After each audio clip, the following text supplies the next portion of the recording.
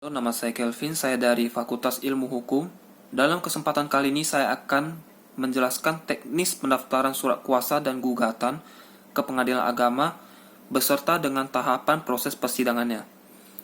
Yang pertama, untuk mengajukan gugatan atau permohonan, pemohon atau penggugat diwajibkan untuk melampirkan 8 rangkap surat gugatan atau permohonan beserta jumlah dengan para pihak untuk malwaris.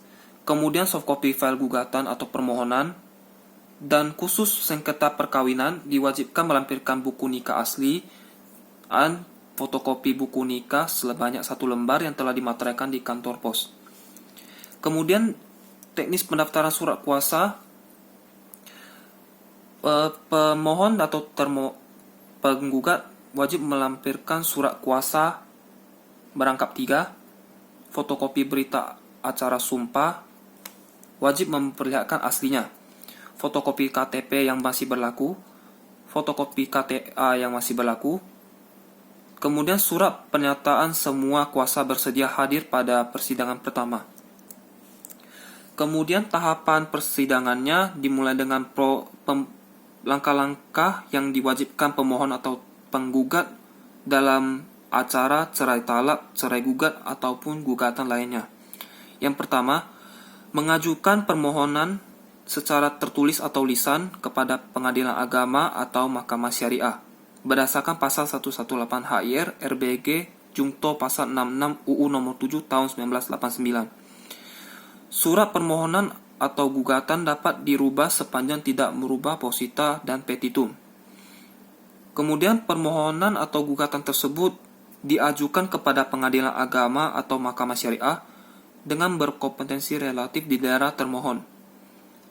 Permohonan dan gugatan memuat identitas para pihak, nama, umur, pekerjaan, agama, dan tempat kediaman pemohon dan termohon, kemudian posita dan petitum. Khusus untuk cerai talak dan cerai gugat, permohonan atau gugatan soal penguasaan anak,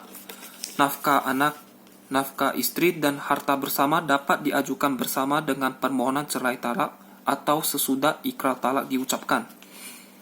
Kemudian proses penyelesaian perkara. Yang pertama, penggugat atau pemohon mendaftarkan gugatan atau permohonannya ke Pengadilan Agama atau Mahkamah Syariah. Kemudian pemohon atau penggugat dengan tergugat dan termohon dipanggil oleh Pengadilan Agama atau Mahkamah Syariah untuk menghadiri persidangan. Dan yang ketiga, tahapan persidangan yang harus dijalankan yaitu persidangan pertama, hakim berusaha mendamaikan kedua belah pihak. Suami yang istri harus datang secara pribadi. Kemudian apabila tidak berhasil, hakim akan mewajibkan kedua belah pihak untuk menempuh jalur mediasi.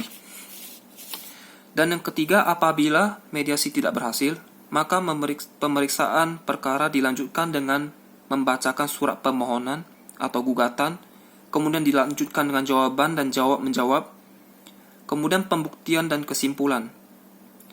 Putusan Pengadilan Agama atau Mahkamah Syariah atas pemohon gugatan berisi sebagai berikut. Yang pertama, gugatan atau permohonan dikabulkan. Jika tergugat tidak puas dengan dengan putusan hakim, penggugat dapat mengajukan banding. Yang kedua, gugatan atau permohonan ditolak. Penggugat dapat ajukan banding. Dan yang ketiga, gugatan atau permohonan tidak diterima, penggugat dapat mengajukan ulang. Dan yang terakhir, setelah putusan memperoleh kekuatan hukum tetap, maka panitera Pengadilan Agama atau Mahkamah Syariah memberikan akta cerai sebagai bukti cerai kepada kedua belah pihak, selambat-lambatnya 7 hari setelah putusan diberitahuan kepada para pihak. Demikian penjelasan dapat saya berikan. Apabila ada kesalahan, saya mohon maaf. Sekian dan terima kasih.